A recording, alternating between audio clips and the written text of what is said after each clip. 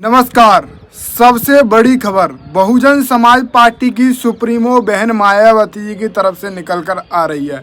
नव वर्ष पर बहन मायावती ने 4 ट्वीट किए हैं। 4 ट्वीट में बहन मायावती ने जो बयान दिया है नई साल को लेकर और इंडिया अलायंस और लोकसभा आम चुनाव को लेकर, वो आपके बीच पहुंचना बेहद ही ज़रूरी है। भले ही मेन स्ट्रीम मीडिया बहन मायावती के बयान को, बहन मायावती ने तो नई साल के मौके पर देश के लिए जो संदेश दिया है वो संदेश आपके बीच नहीं पहुंचा पाए, पर हम आपके बीच मायावती जी ने जो संदेश नव वर्ष के मौके पर देश दुनिया तक पहुंचाने के लिए दिया वो आपके बीच हम पहुंचाएंगे। फिलहाल लोकसभा चुनाव को लेकर बड़ा ऐलान मायावती जी ने किया है। आप इस वीडियो में आखिरी तक बने रहो, इस वीडियो को ज़्यादा से ज़्यादा शेयर करें। जैसा कि मैं आपको बताने की कोशिश करूं, आज देश दुनिया नव वर्ष मना रहा है और साथ ही साथ बहुजनवादी अम्बेडकरवादी लोग भीमा कोरेगांव शौर्य दिवस की बधाई दे रहे हैं और साथ ही 500 महावीर योद्धाओं को नमन कर रहे हैं।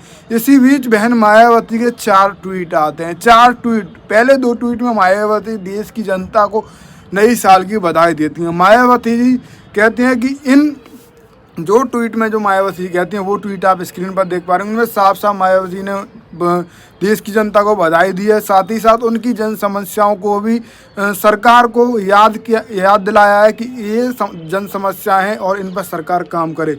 और जो बाद के जो ट्वीट है, तीसरा और चौथे नंबर का जो ट्वीट है वो काफ़ी ज़्यादा महत्वपूर्ण है। मायावती ने लोकसभा चुनाव को लेकर उन 2 ट्वीट्स में काफ़ी ज़्यादा बड़ी बात बोली है। सबसे पहला ट्वीट आप देखिए, देश में मामूली प्रति व्यक्ति आय आधारित लोगों के जेब में खर्च के लिए पैसे ही ना हो तो विकास का ढिंढोरा लोगों के किस काम का। साथ ही बेरोजगार की भारी फौज के साथ विकसित भारत कैसा संभव।